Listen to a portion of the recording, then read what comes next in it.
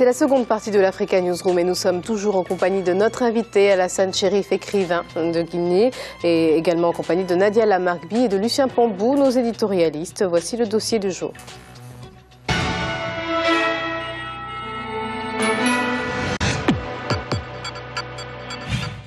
La formation professionnelle reste pour certains observateurs guinéens une école de la dernière chance.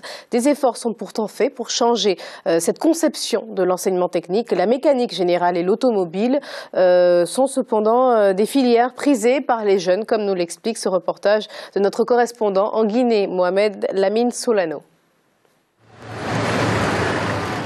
Depuis un peu plus de 3 ans, l'enseignement technique et professionnel devient attractif grâce au dynamisme insufflé par les responsables du département.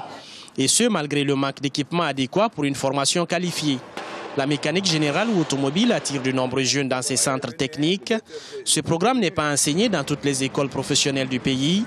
À Conakry, la capitale, les écoles qui proposent cette formation enregistrent des effectifs relativement pléthoriques. La conception des jeunes de la formation professionnelle change. En Guinée, il y a une dizaine d'années, l'enseignement technique et professionnel était une formation choisie par défaut.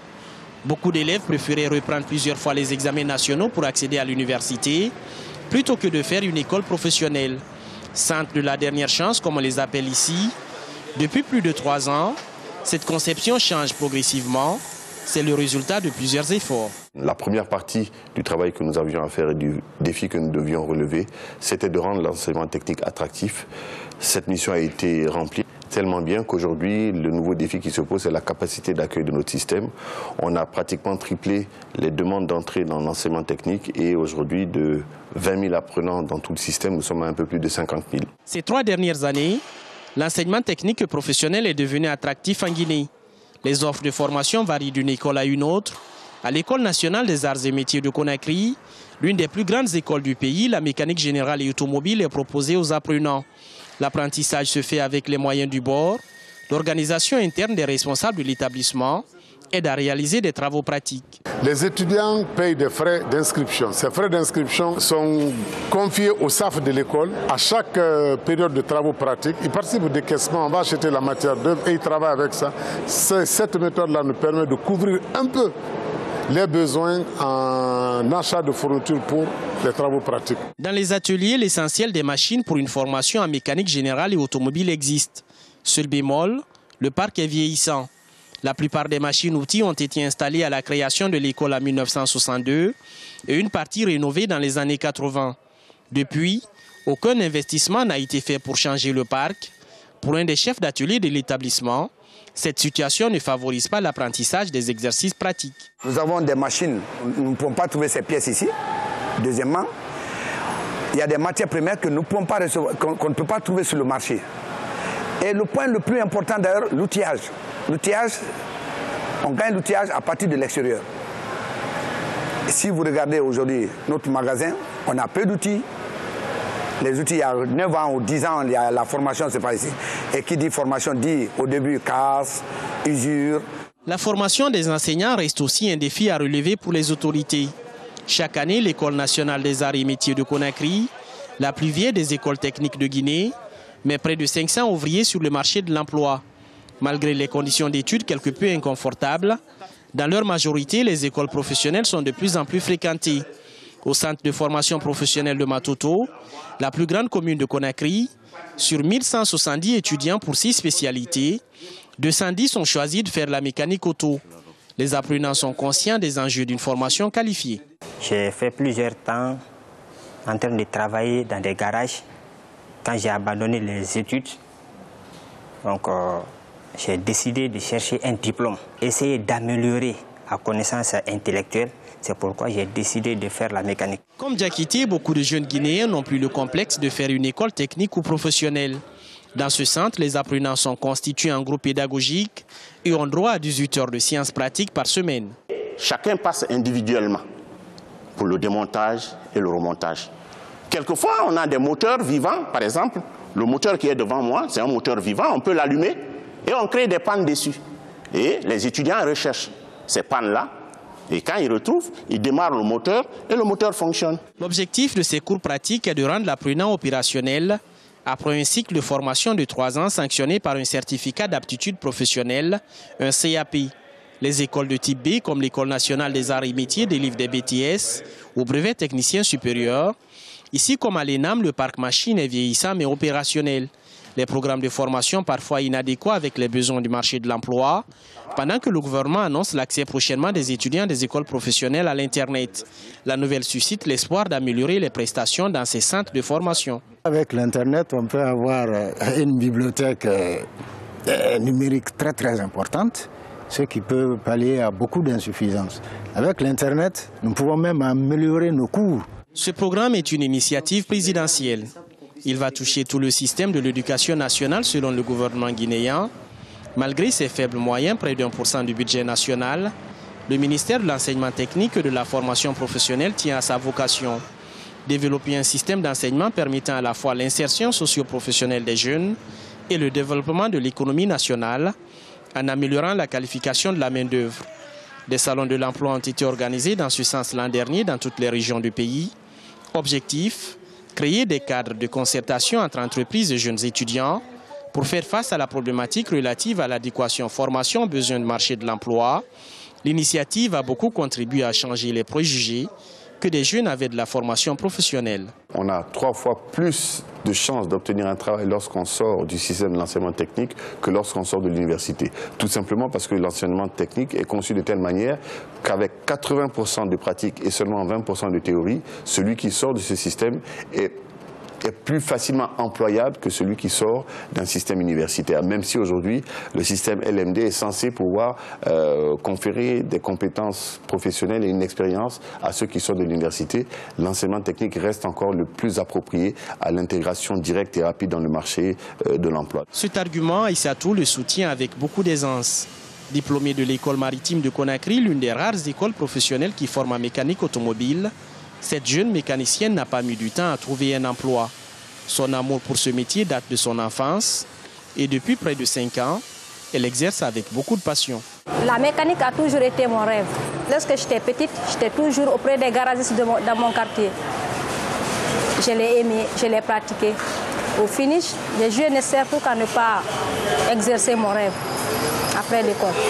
Aïssatou reste un modèle de réussite pour plusieurs jeunes filles de son âge. Cette année, elle a remporté le prix du concours lubrifiant top service réseau de son entreprise. Elle souhaite plus tard ouvrir son atelier de mécanique auto pour continuer de vivre sa passion. Un projet ambitieux malgré ses moyens limités aujourd'hui.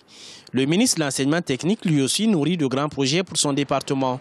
Les résultats obtenus en 3 ans sont satisfaisants, mais beaucoup reste encore à faire pour atteindre certaines performances. Voir construire 4 écoles régionales des arts et métiers d'ici fin 2015, ça serait un très grand aboutissement. Et surtout, faire de telle sorte que des crédits supplémentaires puissent permettre aux jeunes d'arriver à obtenir tout ce qu'il leur faut en outils pédagogiques pour avancer. Avec des moyens limités, l'enseignement technique et professionnel reste un secteur porteur de croissance en Guinée. Ses responsables sont conscients des défis à relever. Le manque d'électricité dans les centres de formation ne favorise pas la réalisation de travaux pratiques intenses, même si à ce jour, plusieurs réformes sont réalisées dans ce secteur en Guinée. Le changement de vision, par exemple, vis-à-vis de l'enseignement technique est salué par de nombreux observateurs, ce qui a rendu le secteur attractif ces dernières années. Alassane Chérif, alors vous êtes installé en Guinée, vous êtes en contact avec les populations sur place et notamment les jeunes. Est-ce que vous aussi, vous avez l'impression que depuis un certain nombre d'années, la perception de la formation professionnelle a évolué, les mentalités ont changé et maintenant, ce n'est plus par défaut qu'on le fait? Beaucoup. Il y a 2 choses qui me frappent là. C'est que c'est la valorisation des professions manuelles. Parce que quand moi j'étais enfant, lorsque on disait qu'un camarade est allé vers le lycée technique, c'est qu'il est censé avoir échoué, tout le monde se moquait de lui. C'était synonyme d'échec. Absolument. Et maintenant, je vois qu'avec le ministre qui est là, il valorise quand même ces professions manuelles. Et ce qui me frappe aussi, c'est l'arrivée des filles. Oui. Des filles. Ce qui n'existait pas. Ah mais non, déjà c'était pas permis presque pour les garçons, aux filles maintenant. Regardez ce qu'on a vu dans ce film-là. Je salue ça. Et puis ce que je voudrais dire, si je peux continuer à garder la parole, c'est que avec ce jeune ministre qu'on a eu là, qui s'appelle Albert Damantan, que je connais bien, vraiment je salue ce qu'il fait. Il a même actualisé la formation continue.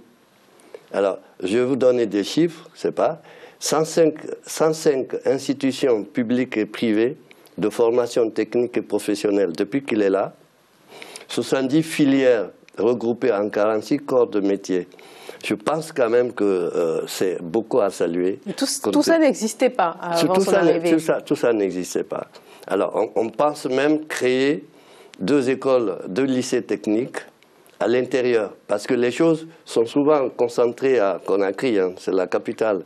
Maintenant, il y a une école, un lycée technique qui va être créé à Kankan, c'est à peu près à 200 km de Conakry, et une autre à Forikaria, qui se trouve sur la basse côte, à peu près à une centaine de kilomètres de Conakry. Alors on y arrive un peu à peu, Lucien, en Guinée et dans d'autres pays, à vulgariser l'idée que l'enseignement professionnel n'est pas synonyme d'échec, mais au contraire, on se rend compte même dans certains pays, et ça a été dit dans le reportage, qu'il est plus facile pour un mécanicien d'obtenir un emploi que parfois même à l'heure actuelle un magistrat qui sort diplômé et qui ne trouve pas parce qu'il n'y a pas d'offre. Tout à fait, Marie-Angèle. Et là, la Guinée offre une révolution, un changement de mentalité. En effet, depuis la date de l'indépendance 58 de ce pays jusqu'à maintenant, c'est un pays qui s'est beaucoup plus préoccupé, je dirais, des joutes politiques que de la construction, la modernisation de ce pays. Alors peut-être que l'arrivée de M. Alpha Condé change la donne. Bon, et c'est bien, le reportage est relativement limpide et clair en fait. Les intervenants disent des choses qui sont vraies. Le problème, c'est le problème des moyens. C'est vrai que le budget qui est consacré est un budget relativement faible, il faudrait l'étoffer. Bien, et il faut saluer aussi... 1%. Oui, 1%. Il faut aussi saluer l'inventivité des Guinéens, c'est-à-dire qu'ils font ce qui peut apparaître à l'extérieur comme du bricolage. C'est en fait du bricolage qui progressivement permet de maîtriser un certain nombre de données scientifiques et technologiques. Bien, il leur restera simplement à rentrer dans la modernité grâce à des partenariats privés, publics, mais aussi grâce à l'apport des organisations internationales ou l'État guinéen. Mais je vais beaucoup plus loin. Je crois qu'il y ait des écoles de mécanique, c'est très bien. La Guinée, effectivement... On l'appelle, c'est le château d'eau, effectivement, de l'Afrique. C'est effectivement un terrain où il y a énormément de ressources minières. Je crois qu'il faut que les gouvernants, en effet, prennent les taureaux par les cornes, c'est-à-dire obligent les entreprises étrangères qui viennent exploiter le bois, les barrages, les mines, d'installer dans des pôles économiques ou dans des territoires qui sont proches de leur exploitation des écoles de formation. C'est à ce prix-là aussi que, en effet, on apportera du souffle à l'État guinéen. L'État guinéen a tout à faire, a tout à construire, mais l'État guinéen a une force sur le plan de sa souveraineté d'imposer une certaine façon de voir les contrats juridiques. Que pensez-vous de ce que vient de dire Lucien, Nadia? Et surtout, effectivement, on a souvent reproché à la Guinée ces dernières années d'être plus préoccupée par la vie politique, le bras de fer entre le pouvoir et l'opposition, que dans les aspects pratiques. Et là, on se rend compte à travers cet exemple qu'il y a des choses qui sont mises en place tout de même. Oui. Non, mais là-dessus, Lucien a tout à fait raison. On est vraiment dans cette construction-là et son observation de demander aux investisseurs étrangers aussi de participer à la formation professionnelle, ce qui se fait un peu partout ailleurs, faut le dire. Il y a des taxes professionnelles qui sont prélevées auprès des entreprises dans les autres pays et qui justement permettent de financer ce type de centres de formation-là. Maintenant, certes, former c'est une chose, c'est important, c'est même essentiel, mais il faut aussi qu'il y ait un tissu en face, un tissu économique qui permette d'employer toutes ces personnes-là et qui ne soit pas un tissu où chacun, en fait, crée son propre emploi. C'est-à-dire qu'on fait des petits... on est mécanicien, mais on travaille pour soi, quoi. On n'a pas monté un grand garage avec plusieurs salariés. Donc en fait, il faut aussi, en parallèle, renforcer le tissu économique guinéen pour pouvoir, d'une part, employer toutes ces personnes-là, et d'autre part, c'est un jeu à double sens. Il y a des entreprises qui vont employer des gens, mais il leur faudra aussi augmenter en capacité, donc elles vont être obligées de reformer elles-mêmes d'autres personnes, et ainsi de suite. Et donc on avancera et on ira vers cette fameuse modernité demandée par Lucien. Maintenant, il y a un exemple qui est flagrant, c'est celui de l'Allemagne. L'Allemagne a été l'un des rares pays qui justement a misé sur la formation professionnelle très jeune. Et avec cette valorisation des parcours professionnels et une prise en considération de ces parcours-là comme en parallèle des parcours généraux, voire c'est quasiment le contraire. Rester dans une les méthode sections... qui a été mal comprise, en tout cas dans un pays comme la France, par exemple, l'ancien colon. Exactement. Et aujourd'hui, on voit le résultat. Aujourd'hui, le chômage en Allemagne est moins important qu'en France. Et il y a aussi cette culture de l'industrie qu'en France, on a un peu moins. Et c'est ça, c'est vers ce sens-là qu'il faut développer une culture de l'industrie, du travail, de la formation, avec une valorisation des sections professionnelles. Vous avez l'impression, effectivement, Alassane Chérif, qu'il faut prendre un pays comme l'Allemagne en modèle en Guinée pour atteindre ces objectifs, là, lutter contre le chômage, orienter rapidement les jeunes vers des formations qui auront des débouchés aussi dans la vie active, des débouchés. Mais moi j'abonde dans les deux sens, là, d'autant plus que la Guinée est un pays immensement riche. Quand on regarde, on parle de formation professionnelle, technique, mais tout appelle à ça. Quand vous voyez les mines, bientôt il y a du pétrole, il y a tout ça, ce ne sont pas des bureaucrates qui vont sortir tout ça de la terre. Ce sont des gens qui savent travailler de leurs mains. Moi, je suis complètement d'accord avec ça. J'interviens aussi pour dire qu'il y a quand même beaucoup à faire, parce qu'il y a des moyens qui manquent. Je ne sais pas pour...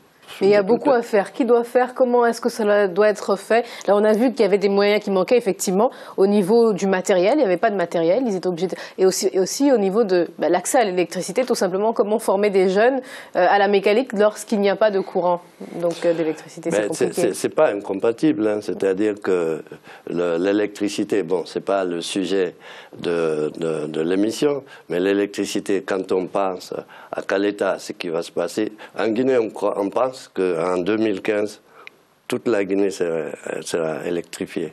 En théorie. Tout cas, en passant. Oui, en théorie, ce qui se met en place, même si, quand on voit tout ce qui a été mis en place, c'est une question, monsieur Lucien, de politique. On a les moyens de sa politique, tout simplement.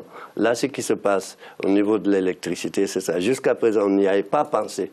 C'était là, les gens étaient dans l'obscurité, les étudiants révisaient avec leurs bougies.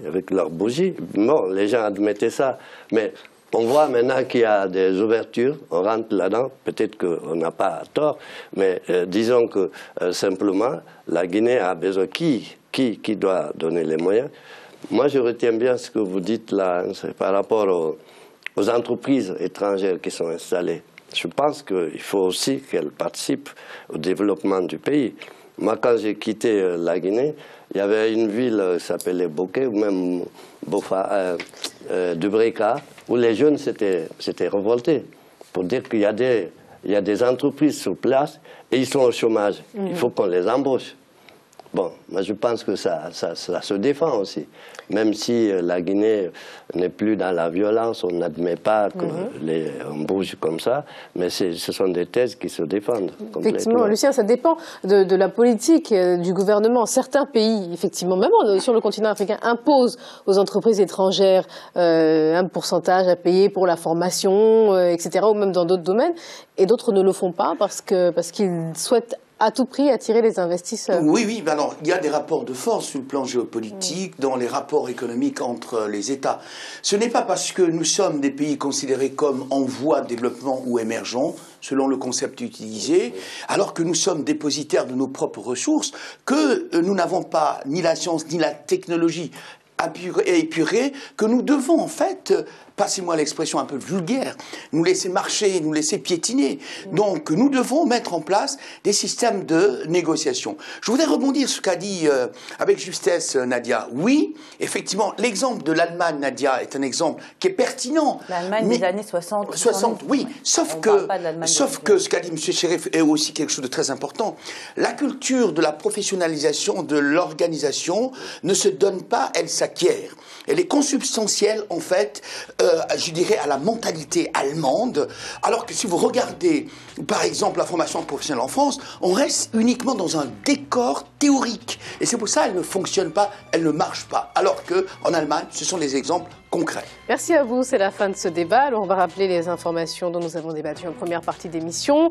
Le 21 mars, un projet de révision constitutionnelle a été soumis à l'Assemblée nationale du Burundi, projet permettant au président Pierre Nkurunziza de briguer un troisième mandat en 2015 et qui n'a recueilli que 84 voix sur les 85 nécessaires à son adoption. Le document a donc été renvoyé à l'exécutif pour étude. Une nouvelle surprenante sur le continent africain, la langue officielle n'est plus l'anglais mais bien l'arabe en Gambie et c'est le président Yahya Jammeh qui en a pris la décision suite au retrait de la Gambie du Commonwealth en 2013. Dans quelques instants, nous parlerons toujours d'éducation, des universités, du système LMD au Mali. A tout de suite.